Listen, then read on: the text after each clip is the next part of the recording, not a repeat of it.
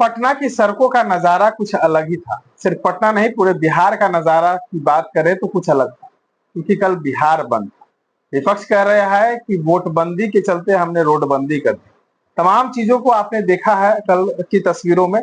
आज हमारे साथ पूर्व आईपीएस अधिकारी अमिताभ कुमार दास हैं। कल राहुल गांधी अचानक बिहार आए, 7वीं बार वो बिहार पहुंच चुके हैं, और कल जो है चुनाव आयोग और बिहार विधानसभा के सामने उन्होंने जमकर जो है केंद्र सरकार को घेरा है, इलेक्शन कमीशन को घेरा है। कह रहे थे कि हम महाराष्ट्र और हरियाणा वाला खेल हम यहाँ खेलने नहीं देंगे, कुछ भी हो जाए, हमारी जान क्यों ना चली जाए।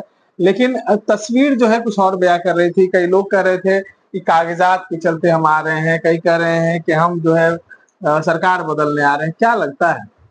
नहीं नहीं, वो सब नहीं। देखिए, ये पूरी लड़ाई जो है ये देश का संविधान बचाने की लड़ाई है।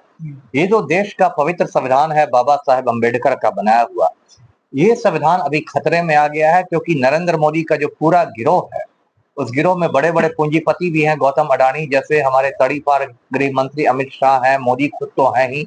ये जो पूरा गिरोह है ये संविधान पर हमलावर है, और बहुत दुर्भाग्य की बात है कि चुनाव आयोग भी मोदी की कठपुतली बनता नजर आ रहा है। अब ये जो मुद्दा है, मैं संक्षेप में दर्शकों को बताता हूँ। 24 जून को यानी पिछले महीने चुनाव आयोग ने ऐलान किया कि बिहार में होगा स्पेशल इंटेंसिव रिवीजन मतदाता सूची का। हिंदी में इसको कहेंगे विशेष गहन पुनरीक्षण। देख के तो लगता है कि ये कोई रूटीन बात है, कोई खास बात नहीं है, लेकिन ये एक बहुत बड़ा षड्यंत्र है, साजिश है, जिसके तहत करोड़ों वोटरों का नाम मतदाता सूची से काट दिया जाएगा। अब उसमें देखिए क्या हो रहा है कि 3 श्रेणियों में बांटे गए हैं मतदाता। पहली श्रेणी है 1987 के पहले पैदा हुए मतदाता। उनको कहा जा रहा है कि आप अपना जन्म प्रमाण पत्र दीजिए फॉर्म के साथ। दूसरी श्रेणी में है 87 से 2004 तक पैदा हुए मतदाता। उनको कहा जा रहा है कि अपना जन्म प्रमाण पत्र भी दीजिए और माँ बाप में से किसी एक का जन्म प्रमाण पत्र दीजिए। तीसरी वो है कि 2004 के पास पैदा हुए मतदाता। उनको कहा जा रहा है कि आप अपना जन्म प्रमाण पत्र भी दें और माता और पिता दोनों के जन्म प्रमाण पत्र दें।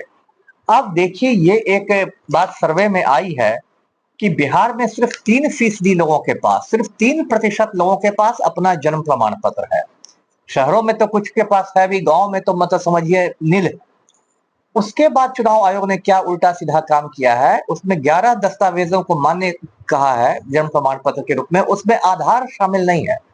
बताइए, जो आधार भारत सरकार का दिया हुआ दस्तावेज होता है, उस दस्तावेज को चुनाव आयोग मान्य नहीं कर रहा है।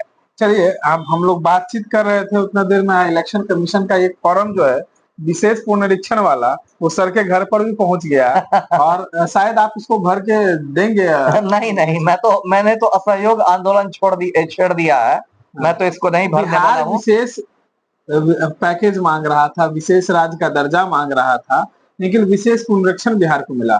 नहीं नहीं, ये तो मैंने कहा ना, ये बिल्कुल गुंडागर्दी है। और इसमें देखिए ये समय कौन सा चुना गया है, तो बरसात का समय। कल से देखिए सावन शुरू हो रहा है, बिहार के सैकड़ों हजारों गांव पानी में डूबे रहते हैं। ये कोई समय है?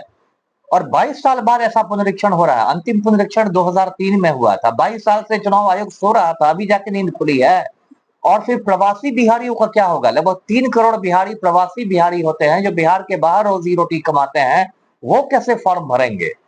तो जिस तरह से चुनाव आयोग ने नरेंद्र मोदी के हुक्म पर महाराष्ट्र में जनादेश की चोरी की, महाराष्ट्र में भाजपा को पिछले दरवाजे से जिताया, वही काम चुनाव आयोग बिहार में करने जा रहा है। अब इसको सुप्रीम कोर्ट में चुनौती दी गई है। आज यानी 10 जुलाई को सुप्रीम कोर्ट में सुनवाई हो रही है। शाम तक बात आएगी कि क्या हुआ सुप्रीम कोर्ट। मुझे लगता है कि चुनाव आयोग से जवाब मांगेगा सुप्रीम कोर्ट। शुरू में तो यही होता है, लेकिन जो भी हो ये बहुत गलत हुआ है। और कल मुझे इस बात की खुशी है कि कल का बिहार बंद बहुत सफल हुआ, और उससे आप आईपीएस अधिकारी रहे। जी जी। कल पप्पू यादव को राहुल गांधी के एसपीजी कमांडो ने जो है वो उनके साथ गाड़ी पर चढ़ने नहीं दिया। काफी ट्रोल हो रहा है, वो वीडियो वायरल हो रहा है। कन्हैया कुमार को भी युवा नेता माने जाते हैं, और पप्पू यादव निर्दलीय सांसद है, लेकिन राहुल गांधी के काफी प्रति समर्पित है। उनको चढ़ने नहीं दिया गया, बल्कि वो 8 बजे पूरे कांग्रेस जब है कि सुबह 9-10 बजे से उतरे हैं, वो 7-8 बजे से ही सड़कों पे थे। देखिए, इसमें है कि जिनको जितनी कम जानकारी है उतना ज्यादा हल्ला करते हैं। व्हाट्सएप यूनिवर्सिटी वाले लोग बहुत कूद फान रहे हैं। इसे मैं बता दूं, राहुल गांधी की जो सुरक्षा होती है उसको एसपीजी वाले देखते हैं, यानी स्पेशल प्रोटेक्शन ग्रुप।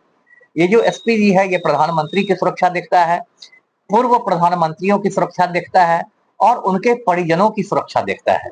क्योंकि राहुल गांधी के पिता और दादी दोनों प्रधानमंत्री रह चुके हैं, इसलिए राहुल गांधी को भी एसपीजी की सुरक्षा है। अब जो एसपीजी के मानक होते हैं वो बहुत कठोर होते हैं।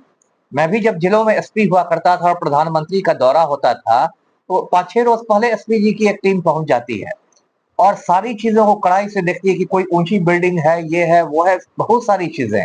और एसपीजी को पहले से सूची दे दी जाती है कि प्रधानमंत्री के साथ मंच पर कौन कौन लोग रहेंगे। यदि 8 लोगों की सूची है तो 9वां आदमी को एसपीजी नहीं चढ़ने देगा, वो कितना भी बड़ा वीआईपी क्यों ना हो।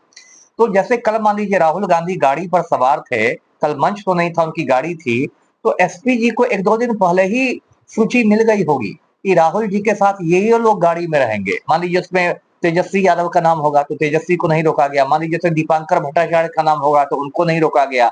मान लीजिए उसमें राजेश राम का नाम होगा तो उनको नहीं रोका गया। लेकिन उस सूची के अलावा संजय यादव को भी चढ़ने दिया तो गया संजय यादव का नाम होगा। आपने वो सूची देखी है? संजय यादव का भी नाम होगा, तेजस्वी ने डलवा दिया होगा ना। लेकिन उस सूची के अलावा कोई भी व्यक्ति, वो पप्पू यादव हो या कोई भी हो, उनको एसपीजी नहीं चढ़ने देगा। वो उसका सिक्योरिटी प्रोटोकॉल है, क्योंकि यदि सुरक्षा में कोई चूक होती है तो वो भाजपा का आईटी सेल जवाब नहीं होगा, वो एसपीजी वाले जवाब दे होंगे। तो ये एक सिक्योरिटी का प्रोटोकॉल था और इसको लेके भाजपा वाले एकदम कूद फांद रहे हैं, लगता है कि आसमान टूट गया। अरे भाजपा की अपनी क्या हालत है, अश्विनी चौबे को कुर्सी नहीं मिली। अश्विनी चौबे पूर्व केंद्रीय मंत्री हैं, बक्सर के सांसद रहे हैं, दाढ़ी मूछ सब सफेद हो गई उनकी भाजपा की सेवा करते करते। उनको राजनाथ सिंह के कार्यक्रम में कुर्सी नहीं मिली, वो भी जरा भाजपा ही देख लेना। तो ये देखिए मुद्दों से भटकाने की कोशिश हो रही है। मुद्दा है वोट बंदी, तो ये लोग पप्पू यादव कर रहे हैं जी। चलो, तमाम बातों को आप सुन रहे थे इस तरह